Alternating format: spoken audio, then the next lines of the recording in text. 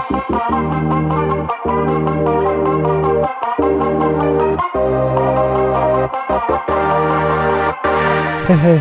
welcome to Hot to Fantasy Podcast. За манайхаа юу байцгаана бүгдээрээ сайн сууцгааж байгаа гэдэгт итгэлтэй байна. За энэ 7 хоногийн хувьд бол мэдээж NBA-гийн 16 дугаар 7 хоног маш олон гоё тоглолтууд гарсан. NBA-гийн ертөнцид бол маш гоё 7 хоног байж өнгөрлөө.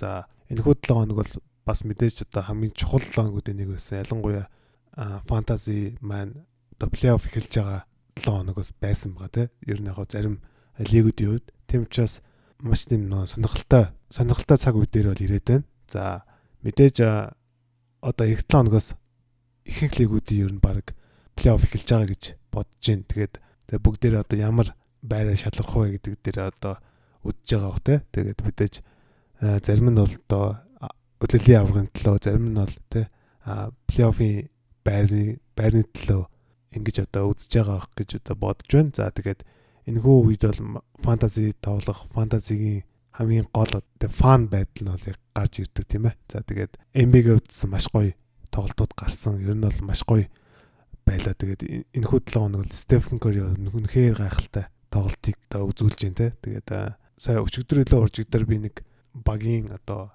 ерөнхий менежерийн ярилцлагч явах ер нь нийтлэлийг унсан. Тэгээд тэрэн дээр болохоор энэхүү одоо хүлээлт маань болохоор маш тийм шахуу хуваартай явагдаж байгаа. Тийм учраас ер нь маш олон гэмтэл эртлүүд гарч байгаа. Тэгээд дээрэс нь плей-оффт илүү одоо эрүүл сарвал орохын тулд багууд бол гол тоглогчтой бол дандаа амрааж байгаа тийм. Ер нь бол back to back бол ихэнх нь амрааж байгаа. Тэгээд дээрэс нь ямар нэгэн шалтгаангүйгээр тийм худлаа шалтгаан хилээд ч юм уу амрааж байгаа төгөл үнэхээр их байгаа. Тэгээд энэ утгаараа бас фэнтези нэг бодлын бол үнэхээр тийм стресстэй байгаад байгаа. Яг үнийг хэлэхэд бол тэгээд өглөө босоод харахад бол тийм хамгийн гол тоглогч нь тоглохгүй болцсон байдаг ч юм уу те. Тэгээд ийм одоо зүйлүүд бол байгаад байгаа.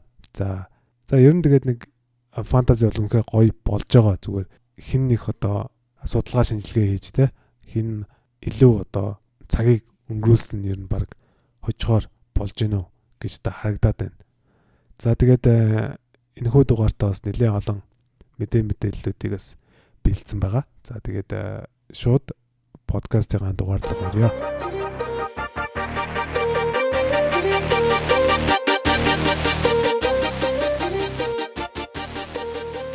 За мэдээж хамгийн ихэнд бол нэг маш харамсалтай мэдээ байна. Энэ нь болохоор Brooklyn Nets багийн шинэхэн одоо цэрэгтэй Lamarcus Aldridge-ийн хувьд гинтийн NBA-гээс зодог тайлхаа зарласан байгаа. Тэгээд энэ нь болохоор мэдээж тэр өөрийн одоо зүрхний тэр хим алдагдах гэдэг одоо ийм өвчтэй ер нь бол байсан юм билэ. Энэ болохоор гэхдээ сайхан илэрсэн өвчин биш юм байлээ. Ер нь бол бүр анх NBA-д орж ирэхдээ хүртэл нэг ийм жоохон зовиртой байгаадсан. Тэгээд сүүлийн хэдэн жил ер нь бол гайгүй байжгаад энэ жил ялангуяа тэр өмнөх тоглолтод хамгийн сүүлийн тоглолтондоо ер нь тоглоод тэгээд гарч явахдаа нэг л эвгүй болоод ер нь бол нэг эвгүй болсон юм билэ. Тэгээд өөрөө маш их айсан гэсэн. Тэгээд мэдээж одоо энэ болохоор маш тийм аюултай одоо гинт одоо зүрхэн зогсохтой. Ер нь бол зүрхний өвчнөд зүрхний юм чинь маш аюултай шүү дээ. Ер нь хүний амь настай холбогдолтой. Тийм учраас гинт одоо ингээд ямар нэг юм болчих шиг үүсэхгүй. Тийм учраас түүний хувьд бол эрүүл мэндэ бодоод гэр бүлтэйгээ өнгөрүүлэх цагийг бодоод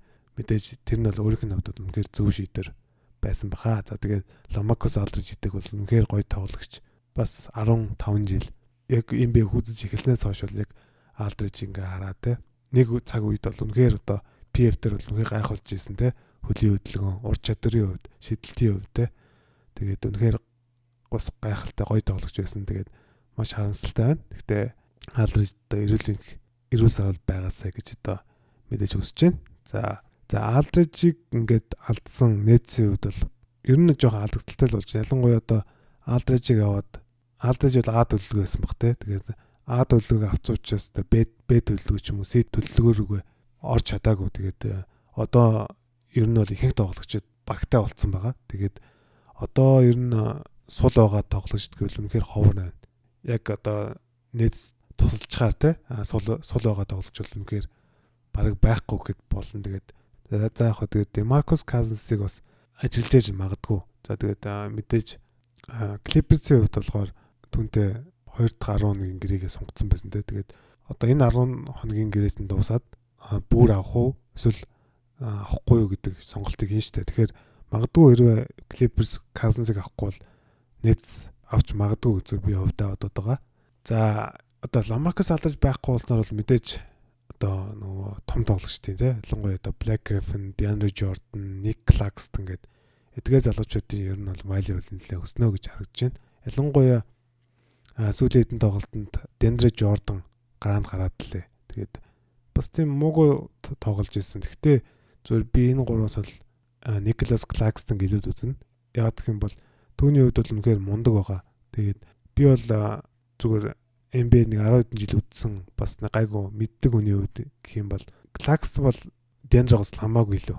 Ер нь бол тийм учраас Claxton илүү ашиглах байх гэж бодоод байна. Гэхдээ Steve Nash-тэй яахыг бол би яг хэл мэдэхгүй байна. За мэдээж Blake Griffin бол бас value мэдээж өснө. Гэхдээ би зөв энэ гураас бол илүү Nicholas Claxton гэлүүд үзнэ гэж хэлмээр байна. За тэгээд нэг юм бэрдэ байлаа. Тэгээд LaMarcus Aldridge-ийн 15 жилийн карьер үнэхээр гоё байлаа. За дараагийн мэдэн болохоор мэдээж NBA-г зэргүүлж байгаа Utah Jazz багийн голоод Donovan Mitchell-ийн хувьд шагаандаа гэмтэл авсан. Тэгээд ер нь тэр гэмтлээс нэлээд хүмүүсийг айлгаад авсан те. Хүнд гэмтэл байж болохоор ч юм уу гэж одоо яригдчихсан бол Эмрайд харуулад ямар нэгэн одоо нөгөө ясны ч юм уу шүрмсний гэл гэмтэл байхгүй. Ер нь бол гайгүй. Тэгээд тэгтээ яг түүний хувьд бол нэг хэдэн тоглолтыг л өнжин. Гэтэ хамгийн багадаа ер нь бол 1-7 хоног гэсэн байна. Тэгээд 1-7 хоногийн дараа дахин үзүүлээд хизээ гарахаа шийднэ гэсэн ийм одоо мэдээллийг өгсөн байна. За мэдээж Donovan Mitchell-ийн хувьд бол энэ ихтэй нэг талаараа бол Utah-д бол нэлээд сайн мэдээ болчихоо гэж хараад. Яг гэх юм бол Donovan Mitchell-ийг нь амраах шаардлага бол байсан. Тэгээд дээрэс нь одоо Gobert-ийг одоо амраамаар байна те. Одоо ер нь 1-2 ер нь ойлгомжтой болцоод байна шүү дээ. Ер нь бол 2-оос л доош унахгүй баг. Тийм учраас аль болох эрүүл сар бол бензинтэй оруулахын тулд одооноос амраагаад эхлэх байх гэж бодож байна. Тэгээд өчигдөр шөнийн тоглолтод Gobert, Favors, Conley гээд гол голчтой амраасан. Тэгээд Lakers хоцсон байна лээ. За тэгээд тийм учраас ер нь бол одоо Mitchell-ийн хувьд бол үнэхээр сайн мэдээ болцсон байхаа гэж бодоод байна. Тэгээд сайхан амраад ингээ хүрээд ирвэл илүү одоо гоё бензинтэй те илүү одоо ярьч хүчтэй орж ирэх нь бол дамжиггүй. Тийм учраас тийм одоо сөрөг бол мэдээ биш ээ гэж одоо хэлмээр байна. За яг Donovan Mitchell-ийн одоо эзэмшижсэн те менежерүүдийн хувьд бол үнэхээр хэцүү байна. Ялангуяа одоо плей-офф эхэлж байгаа энэ үед те. За мэдээж Donovan Mitchell байхгүй үед бол Jordan Clarkson-ы value хамгийн их өснө гэж харж байна. За тэгээ мөн Mike Conley-гийн value нэлээд өснө. Дээрэс нь мөн Joe Ingles-ийг ч өснө те. Ялангуяа энэ гурван тоглолтыг бол value хамгийн их өснө гэж одоо хувьдаа бодож байна. За тэгээд ер нь бол Conley, Ingles гэдэг одоо гол найруулагчтай тоглолт явагдах нь. Тэгээд мэдээж Jordan Clarkson гараанд гарч таарах байх гэж зүгээр бодож байна. Тэгээд магадгүй George Niang гарч магадгүй. Гэхдээ ер нь бол Jordan Clarkson-ы value нэлээд өснө гэж та харагдж байна. За дараагийн мэдээлэл болохоор Chicago Bulls багийн хамгаалагч Zach LaVine-ийн хувьд нөгөө эрүүл мэндийн протоколын дагуу ер нь бол хэд хэдэн тоглолтыг өнжинэ гэсэн байна. Тэгээд багадаа ер нь бол нэг 10-14 тоглолтыг өнжигнө гэсэн ийм одоо мэдээллийг гарсан байна. За тэгээд энэ хүн мэдээ гарснаас хойш ер нь бол би бол хувьдаа бол түүнийг ковид авцсан уу гэж хардаад байгаа. 10-17 хоног багадаа гэсэн шууд ийм мэдээллийг өгсөн байна. Тэгэхээр магадгүй ковид авцсан баг. Тэм учраас Zach LaVine-тэй менежерүүдийн хувьд бол үнэхээр харамсалтай байна. Тэгээд мөн Bulls-ийн хувьд маш харамсалтай байна те. Уул нь плей-офф руу дайрч ирсэн ийм одоо баг тэгээд харамсалтай байна. За Zach LaVine байхгүй үед бол мэдээж Thomas Satoransky-гийн value хамгийн их өснө гэж одоо бодож байгаа. Ер нь бол маш их мэдээ тоглож байгаа те. Zach LaVine-тэй байс хажууд тэгээд илүү одоо гоё холбогч те. Fantasy дээр бол үнэхээр гоё статыг өгч ирсэн шүү дээ те. Тэгэхээр улам л гоё ер нь бол стат өгнө гэж та харж байна. За мэдээж Vucevic-ийн одоо value өснөдөө мэдээж илүү одоо багийн номер 1 хамгийн гол одоо товтлооны их мэдлэлтэй хүн болж ирнэ. За дээрэс нь Kobe White-ийн хувьд бол Satoransky-д ер нь минутаа алдагдсан бол одоо буцаад одоо нөгөө гол минутаа аваад стата үзүүлээд ингээ явах хаа гэж бодож байна. За тэгэхээр тийм учраас Kobe White, Thomas Satoransky хоёрын ер нь бол value нэлээд өснө гэж харж байна. За мөн илүү deep league бол те Garrett Temple, Denzel Valentine ч юм уу эсвэл Patrick Williams гэдэг ч юм уу эдгээр тоглогчдын ер нь бол value өснө гэж хувьдаа бодож байна. За дараагийн мэдээлэл болохоор Oklahoma City Thunder багийн хамгаалагч Shai Gilgeous-Alexander-ийн хувьд шинэ мэдээ гарсан байна. За түүний хувьд бас хөлний гэмтлээс болоод бас нэлээд удаан хугацаанд тоглохгүй байсан бол энэ хүү шинэ мэдэн дээр болохоор дор хаяж дахиад 2-7 хоног тоглохгүй гэсэн ийм одоо мэдээлэл гарсан байна. За тэгээд Shai Gilgeous-Alexander одоо яг ийм плей-офф эхэлж байгаа ийм үед бол хэрвээ та injury list байхгүй бол түүнийг одоо хадгалаад байх нь бол маш эрсдэлтэй. Би бол зөвхөн хаяад өөр хүн тоглож авцсан дээр гэж төвдөө бодож байна. За тэгээд Shai Gilgeous-Alexander юу ирэхгүй болцсон учраас мэдээж одоо вайл нөсч байгаа тоглолт байгаа те. Ер нь хамгийн их одоо вайл өсч байгаа тоглолт бол мэдээж Лүү Дорт байгаа. Дорт бол сүүлийн 2 тоглолтод үнэхээр гайхалтай тоглосон. Тэгээд тэр Майамиг эсрэг илүү 42 оноо авсан те. Үнэхээр гайхалтай тоглосон. Тэгээд ер нь бол довтлогон дээр маш сайжруулалт хийсэн байна гэж та харагдаж байна. Тэгээд өнгөрсөн жилийн бодох юм бол тэгээд маш их гурваа шидэж जैन те. Багийг холбож जैन, хамгаалж जैन гээд. Ер нь бол Лүү Дорт гэдэг залуугийн фэнтези валю нэлээ өсөхөөр үнэхээр гоё харагдаж байгаа. За мэдээж Shai Gilgeous-Alexander байхгүй учраас Theo Maledon гоё тоглож байгаа те. Ty Jerome бас гайгүй байгаа. Тэгээд Darius Bazley ирсэн гэдэг ч юм уу. Ер нь бол тэгээд Kenneth Williams байгаа гэдэг. OKC-ийн хувьд бол нэлээд тийм одоо олон тоглогчтой байгаа. Тэгээд одоо угаасаа плей-офф нь найдваргүй болцсон. Тэгээд ийм баг одоо Shai Gilgeous-Alexander-ыг хурдан авчих бол шаардлагагүй байх гэж бодогдож байна. Тэгээд магадгүй Shai Gilgeous-Alexander-ийн хүлээлэн дууссан ч магадгүй гэж бодож байна. За хамгийн сүүлдийн нэг мэдээ байгаа нь болохоор James Harden-ийн талаар нэг шинэ мэдээ гарсан байна. За энэ болохоор нөгөө багийн ерөнхий менежер Sean Marks-ийн хувьд түүнийг одоо маш сайн идэгрэлтэй байгаа. Тэгээд одоо ер нь бэлтгэлээ хийгээд эхлэхэд ер нь хэдэн хоногийн дараа ер нь бэлтгэлээ хийгээд эхлэнэ гэсэн ийм одоо мэдээлэл өгсөн байна. За тэгээд түүний хувьд бас багийнхантайгаа одоо нөгөө аялан тоглолтод гарцсан байгаа. Тэгэхээр ер нь James Harden ер нь удахгүй ирхнэ гэж одоо харагдгаар байна. За тэгээд James Harden ирэхээр бол үнэхээр аюултай баг бол эрүүл сарвалтай гуруула болох нь байна. Тэгээд ямар хөө байх нь хармаар байна. Хурд ирээсэй гэж одоо найдаж байна. За тэгээд мэдээж James Harden-ыг бол хүлээж байгаа менежүүд бол маш олон байгаа бох те. Тэгэхээр сайхан мэдээ нь удахгүй ирхнэ гэж одоо хэлмээр байна. За тэгээд эхний хэсгээрээ бэлдсэн мэдээлүүд маань ер нь иймэрдүү байлаа. За тэгээд шууд 2 дугаар хэсэг рүү буюу эх 7 хоногийн фэнтези таамаглал руу орё.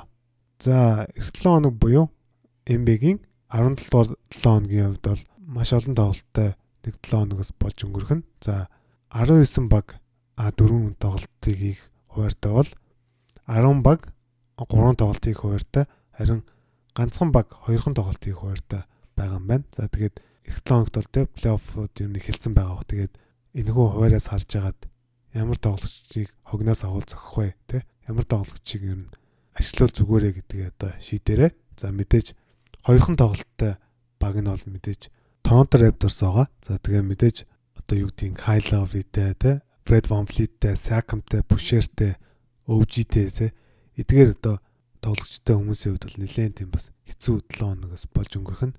Тэгээд мөн эдгээр тоглогчид бол маш их одоо амарж байгаа те. Тэгээд ер нь Nick Nurse жоохон танк хийчихүү гэж та харагдаад байна. Тэгээд их тоглогчтой ер нь амраагаад байна. Тэгээд маш хэцүү. Ер нь бол Торонтогийн эдгээр тоглогчдыг хаях хэцүү, байх хэцүү. Тэгээ одоо эх 7 хоногт яж хаад 2хан тоглолттой байдаг те. Үнэхээр хэцүү байдалтай байна. Тэгээд магадгүй та одоо эсрэг багч хүчтэй байх юм бол те. Стрим хийгээд хаяад явсан нь бол дээр гэж бас магадгүй шүү гэж одоо хэлмээр байна. За 3 тоглолттой 10 багийг танилцуулах юм бол Dallas, Clippers, Lakers, Minnesota, Pelicans, New York, OKC, Orlando, Sacramento, Utah гэсэн ийм 10 баг байгаа юм байна. За үлдсэн 19 баг нь хамгийн их буюу 4 тоглолтыг хуваартай байгаа юм байна. За тэгээд энэ дээр бас нэг зүйл нэмээд хэлэхэд хүмүүс болохоор нөгөө одоо ингээд 4 тоглолтыг хийхэд хамгийн их тоглолттой хүмүүсийг аваад байдаг. Тэр нь болохоор зарим нь болохоор юу гэдэг нөгөө high volume days байгаа шүү дээ. Ер нь бол нөгөө олон тоглолттой өдрүүдэд хүмүүсийг авчихаар тоглогчд нь илүү гараад сэлгэн суух одоо шаардлага болоод ирдэг. Тэгэхээр ер нь бол одоо хуваарийг бол нэлээд сайн харж агаад 3 тоглолттой ч гэсэн хэрвээ одоо low volume days буюу бага тоглолттой өдөр тоглолттой байх юм бол танд илүү ашигтай гэж одоо хэлмээр байна. Тэгэхээр заавал одоо юу гэдэг тоглолтын тооноос үл хамааран тоглолтын чанар нь бас хамгийн одоо чухал байдаг гэж хэлмээр байна. За эх 7 хоногийн одоо back to back буюу одоо нөгөө дараалсан тоглолттой өдрүүдийг харах юм бол 1-ээс 2 дахь болохоор ер нь бол дараалсан тоглолт байхгүй. За 2-оос 3 дахь болохоор Атланта, Бруклин, Clippers, Minnesota, New York, Portland, Sacramento гэсэн их олон баг байгаа юм байна. За 3-оос 4 дахь болохоор Chicago, Dallas, Detroit, Phoenix, Philadelphia, Spurs гэдэг багууд байгаа юм байна. За 4-өөс 5 дахь болохоор Boston, Charlotte гэдэг 2 баг байгаа юм байна. За 5-аас хагасанд болохоор Denver, Houston, Miami. За хагасаас бүтэнсэнд болохоор Indiana, Milwaukee гэдэг багууд байгаа юм байна. За эдгээрийг яагаад танилцуулж байгаа вэ гэхээр мэдээж хэрвээ та одоо юу гэдэг баг одоо хогноос авах хэрэгтэй лиг байх юм бол те илүү одоо back to back тоглолттой хүмүүсийг аваад илүү одоо эсрэг багаас илүү олон тоглолт хийх хэрэгтэй шүү. Тэгээд мөн одоо back to back дээр амарч магадгүй зүйлүүд байгаа те. Тэгээд энэ дээр нь одоо тэрийг харж агаад та бас илүү одоо анализ хийж агаад хүмүүсээ авах илүү зөхнөө гэж одоо хэлмээр байна. За хэд өдөр хэдэн тоглолттой хуваарийг танилцуулах юм бол 1-р өдөр 9 тоглолттой, 2-р өдөр 5 тоглолттой, 3-р өдөр 12 тоглолттой, 4-р өдөр 6 тоглолттой, 5-р өдөр 7 тоглолттой, хагасаа өдөр 8 тоглолттой, бүтэнсээ өдөр 7 тоглолттой гэсэн ийм хуваарийг байгаа юм байна. За тэгэхээр хамгийн зөөн тоглолттой буюу 5 дахь өдөр те 4 дахь өдөр тэгээд 5 дахь бүтэнсэн гэдэг ч юм уу. Эдгээр өдрүүдэд илүү одоо нөгөө хогноос хүмүүсээ аваа те баг тоглолттой өдөр хийж байгаа хүмүүсээс авах юм бол илүү ашигтай байх нэ гэж одоо харагдж байна.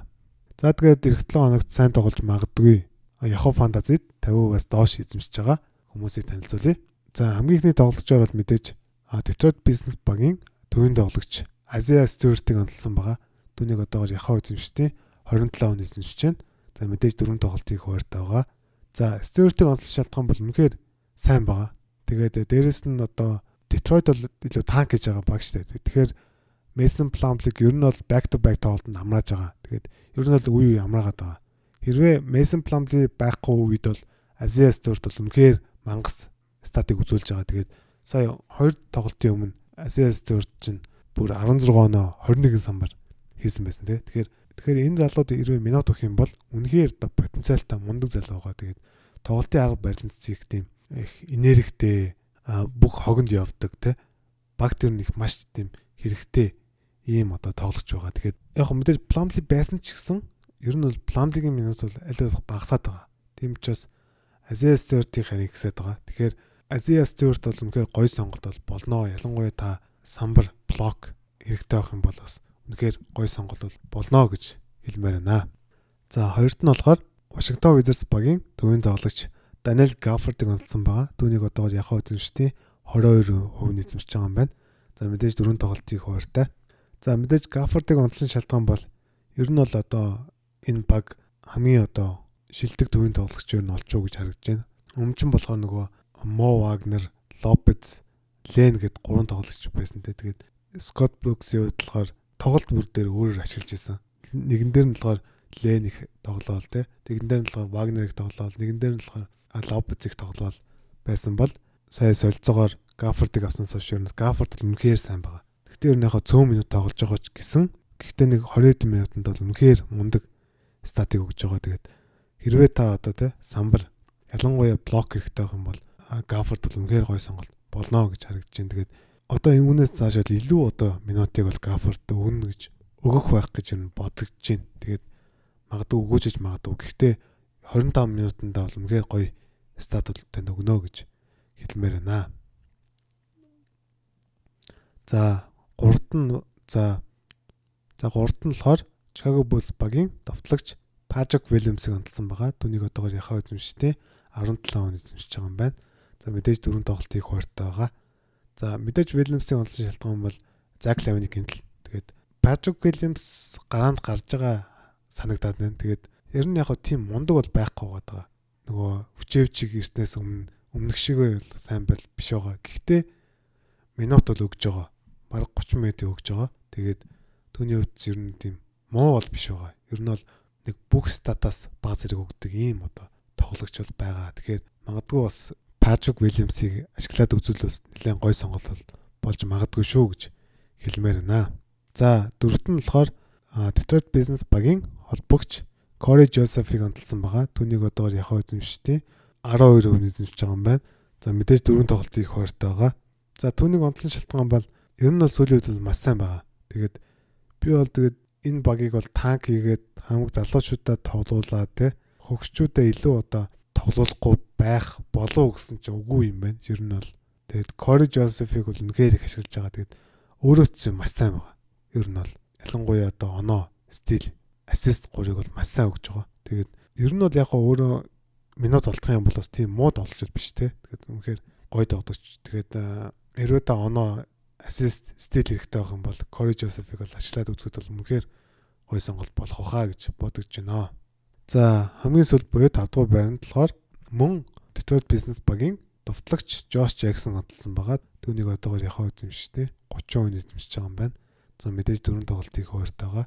За сүүлийн тоглолт бол үнэхээр сайн байгаа. Josh Jackson гэвэл тэгээд одоо back to back дээр сүүлийн тоглолтод бол үнэхээр сайн байгаа. Тэгээд тийм учраас би онцлолоо. За дээрэс нь болохоор мэдээж Jeremy Grant-ийн одоо back to back дээр амарч байгаа. Ер нь үе амраад байгаа. Тэгээд мэдээж Plumlee амарч байгаа тий. Killian Hayes амарч байгаа. Хамидуд ял амарч байгаа гэдэг ч юм уу. Ер нь бол бүрэн бүрэлдэхүүнээр тоглосон тохиолдол байхгүй байгаа. Тэгээд Josh Jackson сүүлийн үнэхээр сайн байгаа. Гараанд гарч байгаа. Тийм учраас түүнийг онцлоо. Тэгээд та таньдас оноо, самбар, ассист эдгээр үзүүлэлтүүдийг бол сайн өгчнө гэж бодогдож байна. За тэгээд түүнийг бас ашиглаад үзүүл бас гой сонголт болж магадгүй. За нэг энэ удаагийн дугаар иймэрдүү байлаа. Ер нь бол аль болох чухал мэдээллүүдийг болон эх 7 хоногийн фэнтези хамгааллыг бас хүргэлээ. За тэгээд сүүлийн үед бас нэлээд олон хүмүүс над руу чатаар мессеж бичсэн байсан. Тэгээд яг үнийг хэлэхэд бас уншаад хариулчих бас тийм за бас байсангүй. Тэгээд аль болох одоо хариулахыг хичээнэ. За тэгээд та бүхэн бас хэрвээ манай подкастыг дэмжиж явах юм бол те хэрвээ одоо YouTube-ээр сонсож явах юм бол subscribe тооч дараарай. За тэгээд дээрэс нь хажууд нь хонхын дарснаар танд видео орох тутамд танд notification очино. За дээрэс нь Apple Podcast-н дээр рейтинг өгдөг хэсэг байгаа. Тэрэн дээр нь одоо мэдээж 5 рейтинг буюу 5 одоор рейтинг өгдөг. За тэрэн дээр 5 од өгч бас манай подкастыг манаас дэмжээрэй гэж одоо хэлмээр байна. За тэгээд мэдээж байнгын мэдээллүүдийг маань хуудасаараа өгсөөр байх болно. За тэгээд аль болох бас чатанд чи хариулахыг хичээнэ. За тэгээд та бүхний фэнтези багчин амжилт хүсье. За тэгээд эх 7 хоногийн дугаараар уулзлаа. Баяр та. Peace out. Баяр та. Peace out. Баяр та.